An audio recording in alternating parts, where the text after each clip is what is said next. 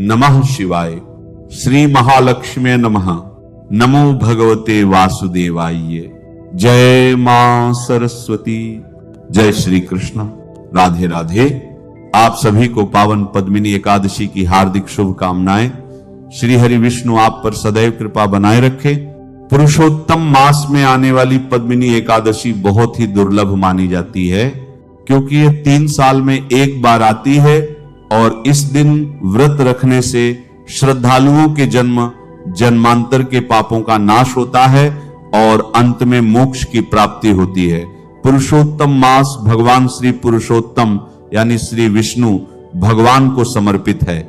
इसीलिए इस मास में आने वाली 2 एकादशियां, जिनमें अधिक मास के शुक्ल पक्ष की पद्मिनी एकादशी और कृष्ण पक्ष की एकादशी परमा एकादशी कही जाती हैं, इनका व्रत सभी गृहस्थ जनों को अवश्य रखना चाहिए। इस बार एकादशी की तिथि 2 दिन पड़ने के कारण यह असमंजस बना हुआ है कि किस तिथि में व्रत रखना सही रहेगा। साथ ही इस बार एकादशी के दिन भद्रा भी लग रही है। तो चलिए आपको बताते हैं कि एकादशी का व्रत किस दिन रखा जाएगा और व्रत पारण करने का शुभ मुहूर्त कब से कब तक रहेगा। हिंदू पंचांग के अनुसार एकादशी तिथि इस बार 26 मई दिन मंगलवार को सुबह 5:12 से शुरू हो रही है और 27 मई दिन बुधवार को सुबह 6:22 पर एकादशी तिथि का समापन होगा। इसके बाद द्वादशी तिथि प्रारंभ होगी। ऐसे में इस बार 26 मई दिन मंगलवार को दशमी तिथि युक्त एकादशी है, यानी दशमी और एकादशी का संयोग है, तो इस दिन एकादशी का व्रत रखा जाएगा। वहीं 27 मई दिन बुधवार को द्वादशी तिथि युक्त एकादशी है, जिसे वैष्णव एकादशी कहते हैं, यानी जिस दिन द्वितीय एकादशी होती है उसी दिन सभी वैष्णव लोग एकादशी का उपवास रखते हैं, क्योंकि दशमी तिथि मिली एकादशी का त्याग करना भी शास्त्रों में बताया गया है। ऐसे में 27 मई दिन बुधवार को एकादशी का व्रत रखना ज्यादा सही रहेगा। हालांकि बहुत से लोग सूर्योदय के समय जब एकादशी लग जाती है तो उसी दिन व्रत रख लेते हैं। हमने आपको यही बताया है कि द्वादशी तिथि मिली एकादशी का ही व्रत हमेशा रखना चाहिए, लेकिन जो लोग अपनी श्रद्धा के अनुसार दशमी तिथि मिली एकादशी का व्रत रखना चाहते हैं, वे इस बार मंगलवार को व्रत रख सकते हैं, लेकिन अगले दिन व्रत का पारण आपको सही समय पर ही करना होगा, तभी व्रत का फल प्राप्त होगा। और जब भी एकादशी का व्रत 24 घंटे से अधिक का हो जाता है, तब उस एकादशी को शुद्ध नहीं माना जाता। यही कारण है कि चाहे एकादशी सूर्योदय के समय ही लग रही हो, लेकिन अगर उस दिन दशमी भी है तो उस तिथि का त्याग करके अगले दिन वाली एकादशी का व्रत रखना चाहिए।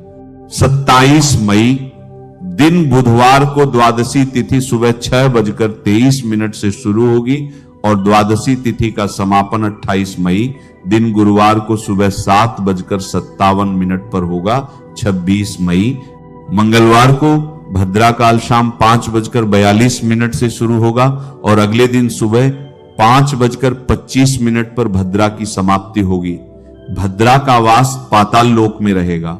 अब जो भी श्रद्धालु दशमी तिथि मिली एकादशी का व्रत रख रहे हैं, यानी 26 मई मंगलवार को जो लोग व्रत रखेंगे, उन्हें 27 मई बुधवार को दोपहर 1:31 से 3 बजे के बीच में ही व्रत खोलना होगा। इससे पहले केवल आप पूजा कर सकते हैं। इससे पहले व्रत खोलने का कोई भी शुभ मुहूर्त नहीं है, क्योंकि हरिवासर का समय रहेगा और हरिवासर द्वादशी तिथि लगते ही प्रारंभ होता है। जो श्रद्धालु हरिवासर के समय या जानबूझकर गलत समय में व्रत का पालन करते हैं, उनके द्वारा रखे गए व्रतों का पुण्य नष्ट हो जाता है। और जो श्रद्धालु वैष्णव एकादशी यानी 27 मई दिन बुधवार को एकादशी का व्रत रखेंगे, उन्हें 28 मई दिन गुरुवार को सुबह 5:25 से 7:56 के बीच में व्रत खोलना होगा। अब इस विषय में समझने वाली सबसे महत्वपूर्ण बात यह है कि अधिक मास किसी निश्चित पक्ष से शुरू नहीं होता, बल्कि वह उस समय से शुरू माना जाता है जहां हमारे वैदिक पंचांग की गणना उसे स्थापित करती है। इसीलिए कभी अधिक मास का आरंभ शुक्ल पक्ष के पास दिखाई देता है तो कभी वह कृष्ण पक्ष के पास से शुरू होता है। वर्ष 2026 में ग्रहों और नक्षत्रों की स्थिति कुछ ऐसी बनी कि पुरुषोत्तम मास का आरंभ उस क्रम में माना गया जहां पहले शुक्ल पक्ष आया। इसी कारण सबसे पहले पद्मिनी एकादशी मनाई जाएगी और उसके बाद कृष्ण पक्ष में परमा एकादशी आएगी। इसी वजह से बहुत से लोगों को यह भ्रम लग रहा है कि इस बार एकादशियों का क्रम उल्टा हो गया है, लेकिन असल में पक्षों का वह प्राकृतिक और ईश्वरीय नियम कभी नहीं बदलता। चंद्रमा का घटना और बढ़ना हमेशा अपने प्राकृतिक क्रम में ही अबाध रूप से चलता रहता है। अंतर केवल हमारे पंचांग की गणना और उस महीने के नामकरण का होता है। अधिक मास एक अतिरिक्त महीना होने के कारण उसका आरंभ सामान्य महीनों की तरह सीधे सीधे समझ नहीं आता, इसलिए कभी कभी उसमें त्योहारों और एकादशियों का क्रम हमारे सामान्य अनुभव से अलग दिखाई देता है। यही एकमात्र कारण है कि 2026 के इस पावन पुरुषोत्तम मास में शुक्ल पक्ष की एकादशी पहले और कृष्ण पक्ष की एकादशी बाद में दिखाई दे रही है, जिससे आपको तनिक भी विचलित या भ्रमित होने की आवश्यकता नहीं है। यह पूर्ण रूप से शास्त्र सम्मत है।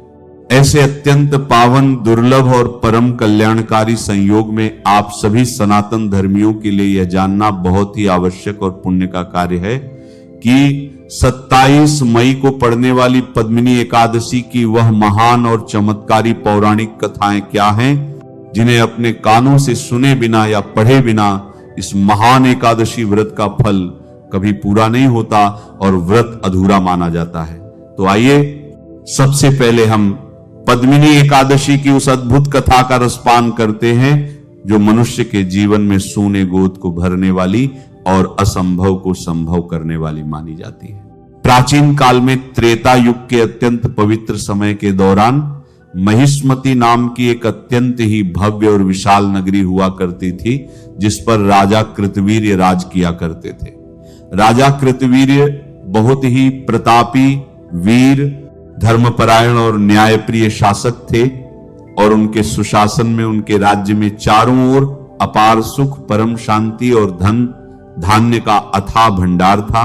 राजा कृतवीर्य की कई सुंदर रानियां थी, लेकिन उन सभी में से उनकी सबसे प्रिय, अत्यंत गुणवान और परम पतिव्रता रानी का नाम पद्मिनी था।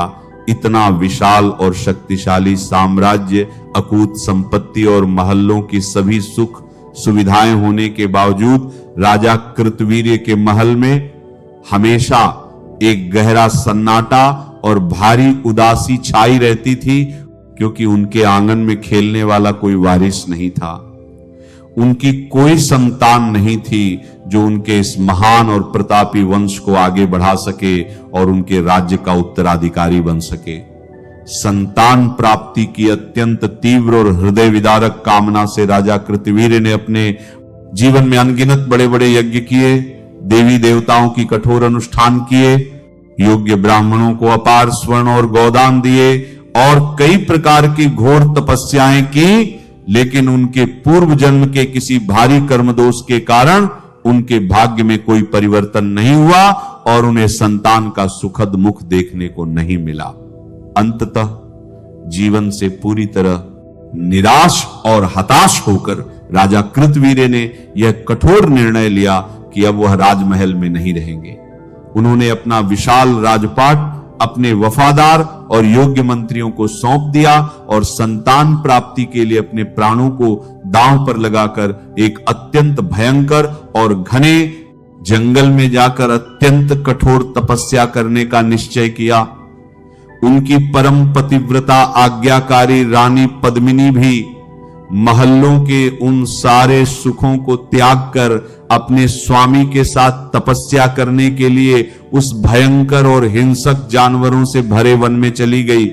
वन में पहुंचकर राजा ने हजारों वर्षों तक केवल वायु का भक्षण करके और एक पैर पर खड़े रहकर अत्यंत ही कठोर और रोंगटे खड़े कर देने वाली तपस्या की, जिससे उनका शरीर पूरी तरह सूख कर कांटा हो गया और वह केवल हड्डियों का एक ढांचा मात्र रह गए। लेकिन फिर भी उन्हें ईश्वर की ओर से कोई फल प्राप्त नहीं हुआ। अपने स्वामी की यह अत्यंत दयनीय, पीड़ादायक और मरणासन्न दशा देखकर रानी पद्मिनी बहुत दुखी और भीतर ही भीतर व्याकुल हो उठी।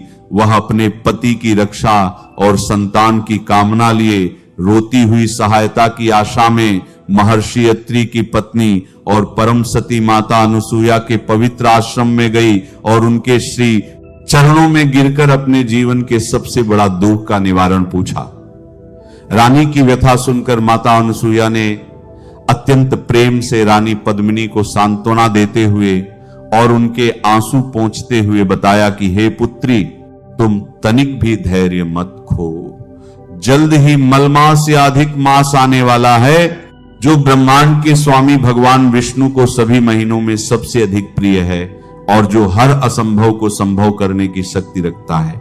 माता अनुसुईया ने बताया कि इस पुरुषोत्तम महीने के शुक्ल पक्ष में जो एकादशी आती है, यदि तुम इस एकादशी का अत्यंत कठोर नियम और सच्ची निष्ठा के साथ पूर्ण व्रत करोगी, दशमी की रात से ही अन्न जल का त्याग करके एकादशी के दिन पूरी तरह से निराहार रहोगी और रात्रि में नींद का त्याग करके भगवान श्री हरि के नाम का निरंतर जागरण करोगी, तो भगवान विष्णु तुम्हारे इस महान तप से अवश्य ही प्रसन्न होंगे और तुम्हारे सारे पूर्व जन्म के दोषों को मिटाकर तुम्हारी सूनी गोद भर देंगे। माता अनुसुईया के मुख से निकले इन दिव्य और मार्गदर्शक वचनों को सुनकर रानी पद्मिनी के हृदय में एक नई आशा का संचार हुआ। जब सही समय पर अधिक मास का आगमन हुआ तो रानी पद्मिनी ने माता के बताए अनुसार पूरे शास्त्रोक्त विधि विधान, अत्यंत कठोरता और सच्ची अटूट श्रद्धा के साथ इस पद्मिनी एकादशी का यह महान व्रत रखा। उन्होंने पूरी तरह से निराहार और निर्जला रहकर भगवान विष्णु की निरंतर आराधना की और रात भर प्रभु के भजनों, मंत्रों और स्तुतियों के साथ जागरण किया।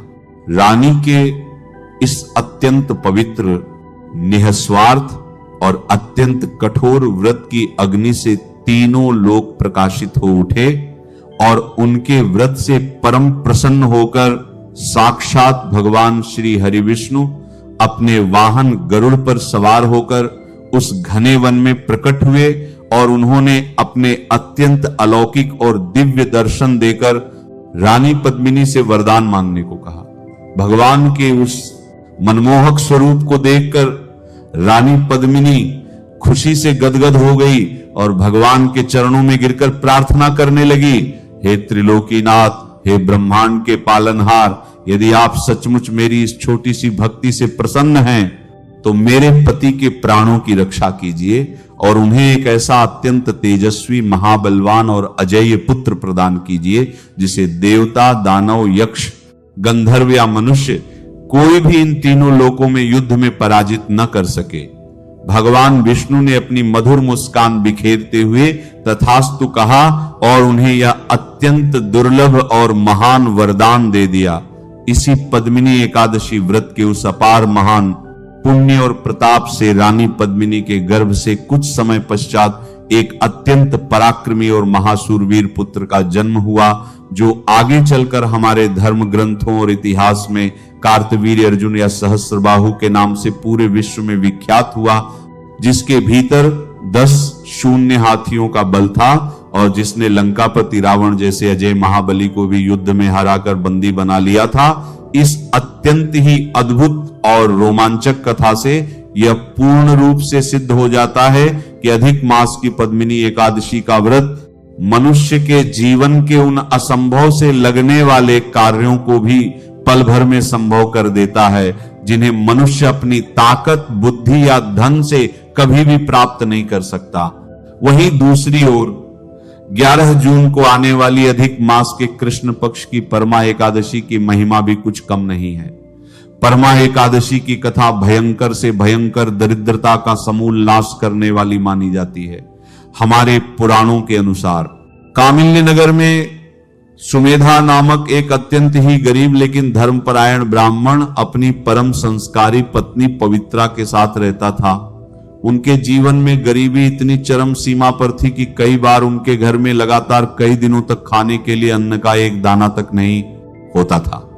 लेकिन फिर भी वह ब्राह्मण दंपत्ति कभी धर्म के मार्ग से नहीं हटे और जो भी अतिथि उनके द्वार पर आता वे अपनी क्षमता अनुसार स्वयं भूखे रहकर भी उसका सत्कार करते थे। एक दिन उनके इस महान त्याग की परीक्षा लेने और उनका उद्धार करने के लिए महर्षि कौंडिन्य उनके घर पधारे।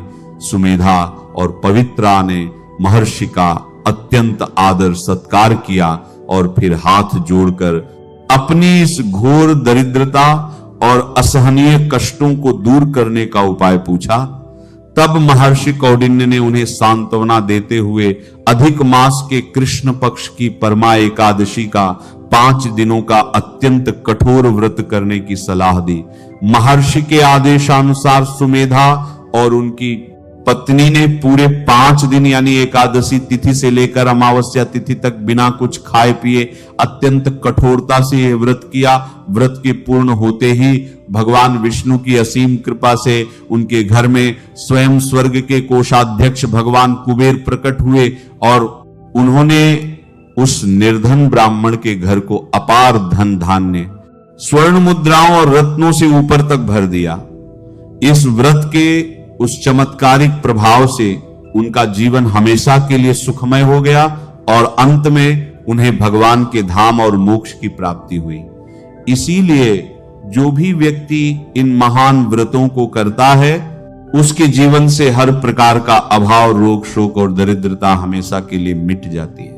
इन महाव्रतों की संपूर्ण और सटीक शास्त्रोक्त विधि की बात करें तो सबसे पहले आपको इस एकादशी के पावन दिन पर अपनी पूरी कोशिश यही करनी है कि आप सूर्योदय से बहुत पूर्व यानी सुबह के पवित्र ब्रह्म मुहूर्त में लगभग 4 बजे बिस्तर त्याग दें। उठते ही सबसे पहले अपनी हथेलियों के दर्शन करें और धरती माता को प्रणाम करें और फिर शौच आदि से निवृत्त होकर स्नान के जल में थोड़ा सा शुद्ध गंगा जल, काले तिल या भगवान विष्णु को प्रिय आंवले का रस मिलाकर अत्यंत शांत और निर्मल मन से स्नान करें। स्नान के बाद स्वच्छ और सुंदर पीले वस्त्र धारण करके अपने घर के मंदिर को अच्छी तरह साफ करें और भगवान श्री हरि विष्णु और लड्डू गोपाल को पंचामृत से स्नान कराकर उन्हें सुंदर और नए पीले वस्त्र पहनाएं। इसके बाद अपने दाहिने हाथ में जल, पीले पुष्प और कुछ तिल लेकर भगवान के सामने आसन पर बैठकर मन ही मन पूर्ण श्रद्धा और समर्पण के साथ अपने व्रत का संकल्प ले और भगवान से हाथ जोड़कर कहें, हे प्रभु, मैं अज्ञानी जीव आपका यह पुरुषोत्तम मास का व्रत अपनी पूरी निष्ठा से करूंगा। आप मेरे इस जन्म और पूर्व जन्म के सभी पापों को क्षमा करके मेरे इस व्रत को निर्विघ्न संपन्न कराएं। भगवान विष्णु को बिना तुलसी दल के 56 प्रकार का भोग भी स्वीकार नहीं होता, इसलिए आप जो भी सात्विक भोग लगाएं उसमें तुलसी दल अवश्य और सबसे पहले रखें।